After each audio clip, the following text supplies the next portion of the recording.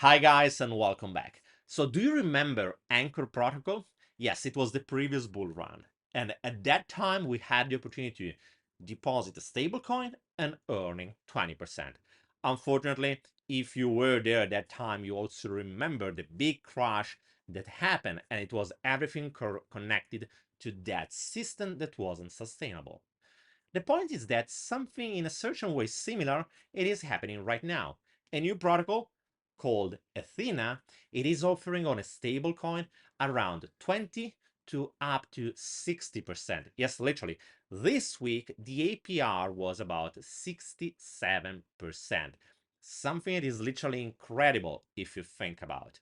And there is another thing even better, is that on top of that APR, you can also start farming and receiving points for an airdrop. So what's the trick and how it is possible that something like that is happening? Is it sustainable for real? And what you have to do, if any, if you believe that it could be an opportunity for you to catch it. I will explain to you everything into this video, so stay tuned because yes, probably you are not familiar right now with Athena. It even sounds to you something like a scam or maybe something that is not sustainable into the long term.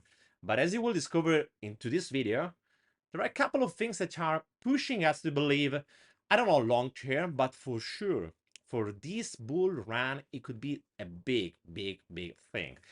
Before to start, guys, let me say this channel is about educational content and nothing has to be intended as financial advice. If you want to do anything, investing or anything else, please do always also your own research. And don't forget to leave us a big, big thumbs up and drop a comment. This content is so important for you to be understood, and you will hear a lot about Athena into the next future because that's something that could, I'm saying could, because there is no certainty in this world, but it could change being a breakout for the whole DeFi ecosystem. Plus, guys, if you're wondering about new guides about airdrops and so on, don't forget to check out our weekly newsletter, our Twitter account, and also Discord. You will find all the links below. Just the other day, the airdrop from Wormhole came out, and if you were just following that guide that we published a couple of weeks ago, you would have been able to get up to 2K just from that guide. Okay, guys, so let's talk about Athena. So first of all, we need to understand that when it comes to stablecoin, this is the backbone of the whole system, and at the same time, the big challenge, because right now, which kind of stablecoins do we have? We have simply centralized stablecoins like USDT, USDC, and on the other side, we have DAI, is the biggest stablecoin, decentralized one.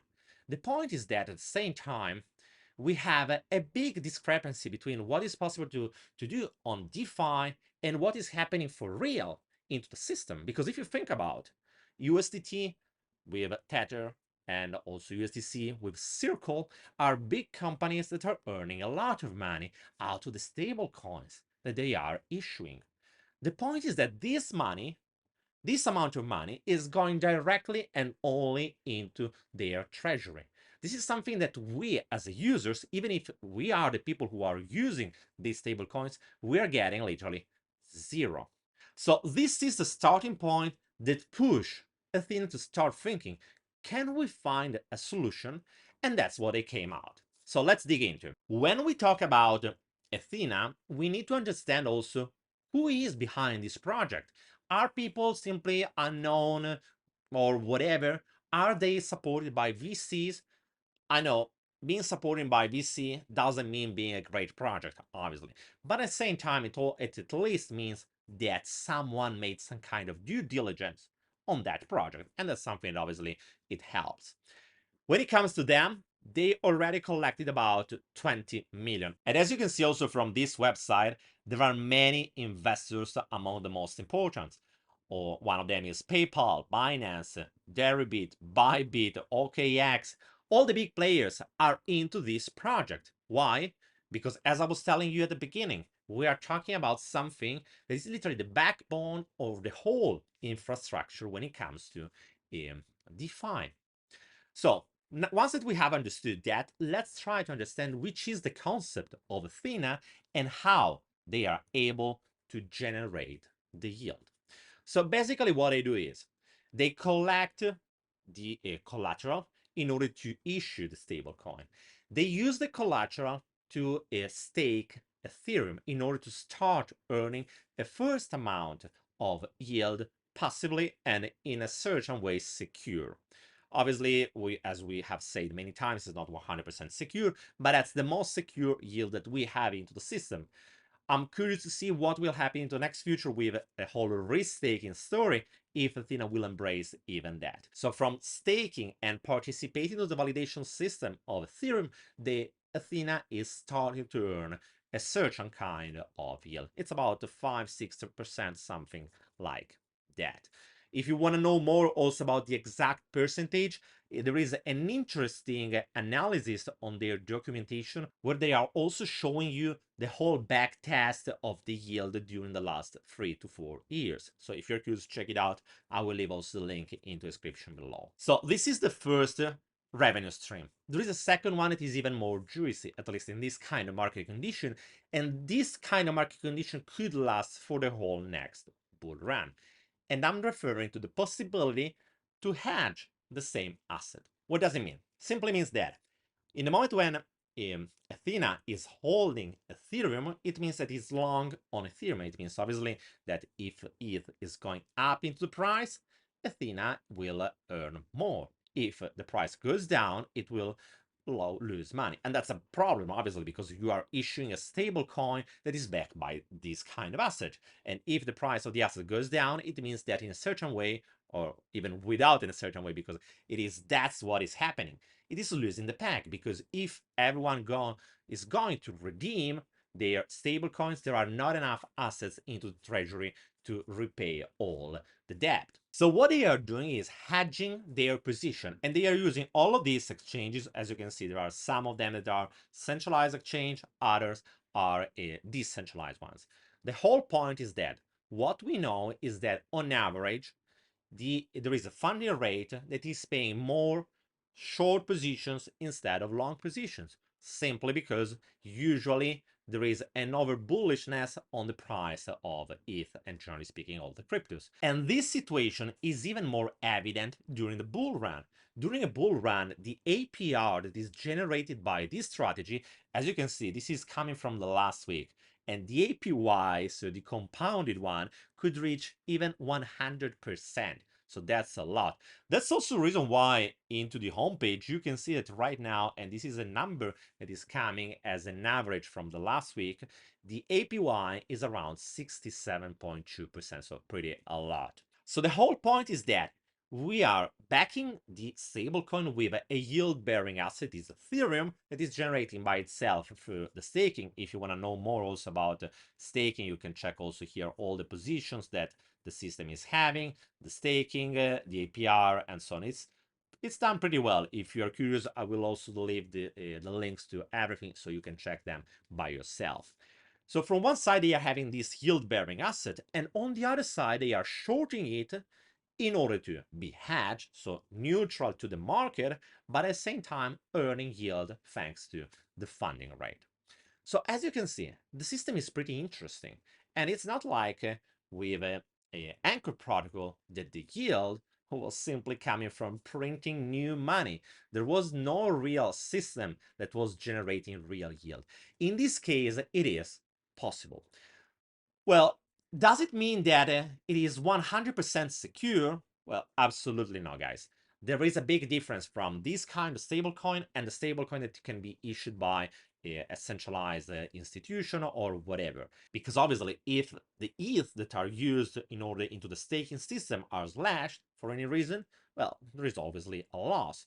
What they are saying is obviously also if any loss is happening due maybe also to the funding rate that instead of being negative, so being a revenue for the protocol, becomes suddenly positive, in that case, the treasury will cover the loss. So there are a couple of systems like a buffer in order to protect the platform, but it is undeniable that there is not 100% certainty that the system can survive. But at the same time, it's interesting to see the reaction of the big audience, because just in a couple of weeks, we have seen Ethena, and that's something that's pretty interesting. I will show you it through a token terminal. If you check, and I will just zoom here, as you can see right now, Ethena behind Ethereum, Tron, MakerDAO, and Arbitrum. So we have 3 blockchains and just a single protocol, MakerDAO. And these are the revenues generated by the protocol into the last 30 days. As you can see, I have selected 30 days. This is pretty interesting because it's showing that for real, you can generate revenue from this system. And at the same time, not everyone wants to deploy the whole liquidity to buy tokens to speculate. Someone want to see opportunities that are much more stable. And that's something from one side that can help you to generate stable yield. That's something that is pretty juicy, 60%. That's interesting. And as I was telling you at the beginning, there is also an airdrop that I will show you just in a moment. But at the same time, this could be, if the system is resilient enough and is here to stay, well, it can attract new liquidity for the whole crypto system. Because remember, guys, it's a matter of liquidity. The more liquidity there is into the system, well, the better, and the more buying pressure there is into the whole system. Because in this case, as you can imagine, if they use Ethereum as a collateral, it means that more money are deployed into this protocol, the more is the buying pressure for Ethereum. That obviously is increasing the price. It's also reducing the supply that is available in order to be traded. So there are different kind of things that could help the whole DeFi ecosystem to survive. Okay, now that we have understood that it's an interesting system, obviously there are still many question marks and the system has still to be stressed out. On the other side, there is even something better, that is the airdrop. Why? Simply because they are launching right now. And in this moment, they want to attract more capital, and obviously they want to also speculate with new tokens and stuff that we all know. They haven't announced that there will be a token, and not even that they will be distributed through an airdrop, but we can guess. So what I have added is the shards. Shards are like points, and as they say into their last announcement, I will also leave the link of this announcement. Is telling the whole story about the shards and the campaign. Right now we are in epoch 2, but there is no substantial difference. The only difference is that the more we are going on, the less will be the rewards in terms of shards. How to earn shards? Pretty simple. First of all, you need to join the platform. First of all, as you can see, it requires an early access code. It's still under an invitation, so you need to be invited in order to participate to this protocol. Don't worry, I will leave also my link in my code into the description below and also in the comment section. So if you want to use that, feel free to do that. Once you are into the platform, in that moment you can mint USDE. You can use stablecoins, you can use whatever is supported in that moment by the platform, and you can start earning from one side the yield, because if you stake your USD directly into the platform, you will be able to earn the yield.